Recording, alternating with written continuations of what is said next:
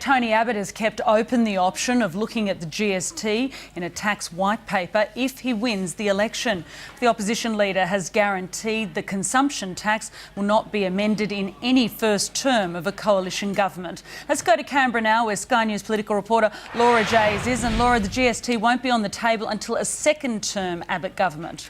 Yes, Selena, he was very careful to point that out this morning when speaking to David Spears in an interview. Now, he's flagged a white paper to look at tax reform in this country, and he said that he won't do it until a second-term Abbott government, until he seeks a mandate from the Australian people. He also pointed out that all the states, including the Labor states, would need to be on board for this to happen, to either raise the rate of the GST or broaden its base. Now, Tony Abbott, in his budget reply speech last night, also flagged that the coalition government, if they win come September, will conduct a commission of audit. But in that commission of audit, they will not look at the paid parental leave scheme or the controversial direct action plan when it comes to climate change. This is what Tony Abbott had to say to David Spears this morning.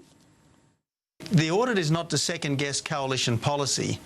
The audit is not to second-guess coalition policy. So things you announced will stay. This is just looking at areas you haven't discussed during the campaign. This is looking at the way government runs.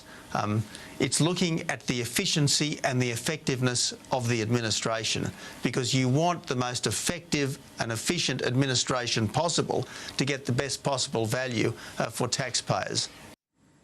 Any commission of audit, though, Mr Abbott says, wouldn't put in danger his paid parental leave scheme or the coalition's direct action plan. Now, Julie Gillard was in Tasmania today, and this is the first time she has commented about Tony Abbott's speech last night. She really honed in on the talk about the GST and was really putting a warning out there, especially to the people of Tasmania. Take a look. Mr Abbott is wandering around talking about a budget emergency. Well, if he says budget emergency, what that is about is softening you and the community up for more and deeper cuts. So Julie Gillard this morning responding to Tony Abbott's budget reply. She also had plenty of other things to say when it came to a lot of other aspects of his budget reply speech. But you should also point out that this is Julie Gillard's third or fourth visit to Tasmania this year alone. There is some concern, obviously, about the polling in some of those Labor seats in Tasmania this close out to an election just 4 months away. It looks like Labor really needs a lift in that state. Another key part of Tony Abbott's announcement was the preservation of the carbon tax compensation, but he's made $5 billion worth of cuts as well.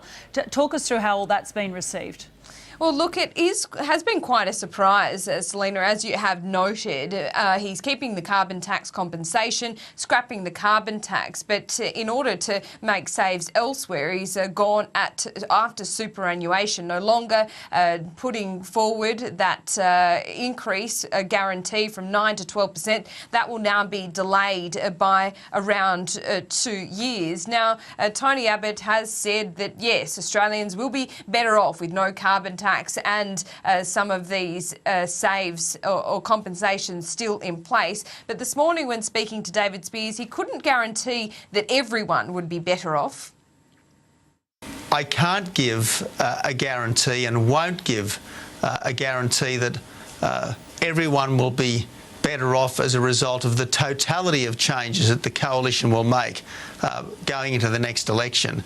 But certainly people's ordinary weekly or fortnightly budgets will be helped by the changes that we announced last night. What he has chosen to do is to take an axe to working people's superannuation and to reduce school funding by more than $16 billion.